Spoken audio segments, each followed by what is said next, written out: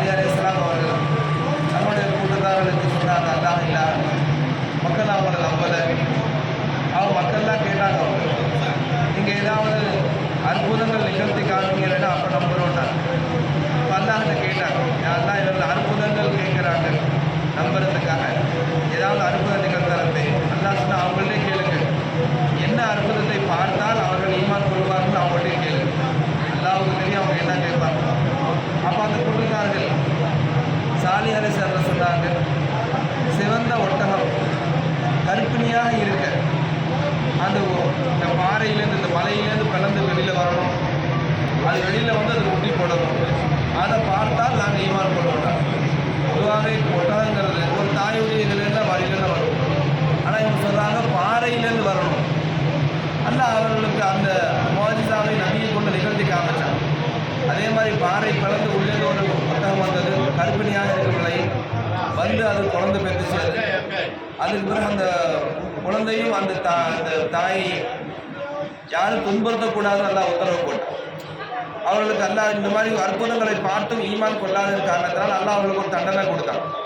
இந்த ஒட்டகம் தண்ணி குடிக்கும் போது மற்ற எந்த ஒட்டகமும் தண்ணி குடிக்கக்கூடாது. அதனால் ஒரு நாளைக்கு இந்த ஒட்டகத்துக்கு தண்ணி குடிக்கிறதுக்கு இடம் கொடுத்துருக்கோம், மற்ற நாட்களில் உங்கள் ஒட்டகங்களை நீங்கள் வைத்து கொள்ளலாம்னு சொல்லிட்டு அல்லாஹ் உத்தரவு போட்டான், தண்டனையாக. ஆனால் அந்த மக்கள் அதை கேட்கல. கடைசியாக நபிக்கு தொந்தரவு கொடுக்கும் விதமாக அற்புதமாக வந்த அந்த ஒட்டகையே அறுத்துதான் அதை தொந்தரவு கொடுத்தாங்க. அல்லாஹ் தஆலா அந்த தொந்தரவின் காரணத்தினால் அவர்கள் அந்த முஅஜிஸாவை அலட்சியப்படுத்துவதற்கு காரணத்தினால் அவர்களை அழித்ததாக அல்லாஹ் சொல்றார். அதனால் நபிமார்கள் எப்பவுமே அற்புதங்களை நிகழ்த்துறாங்க.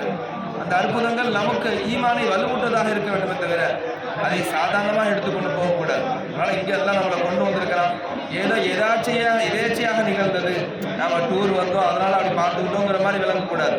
அல்லாஹ் நம்முடைய கல்புகளை சுத்தப்படுத்துவதற்காக இங்கே அழைத்து வந்திருக்கிறான் என்ற உணர்வு நம்ம கல்வியில் இருக்கு.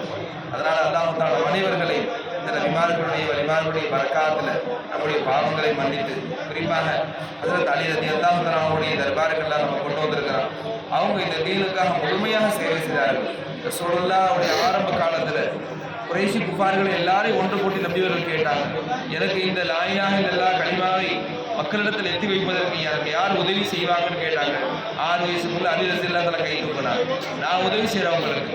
ரசூலுல்லாஹ் ரொம்ப சந்தோஷமாயிடுச்சு. இப்படி ஒரு சிறு புள்ள எனக்காக கை தூக்குது, யாருமே பெரியவர்கள்லாம் கை தூக்கலையே இந்த ரசூலுல்லாஹ் கவலைப்பட்டாங்க.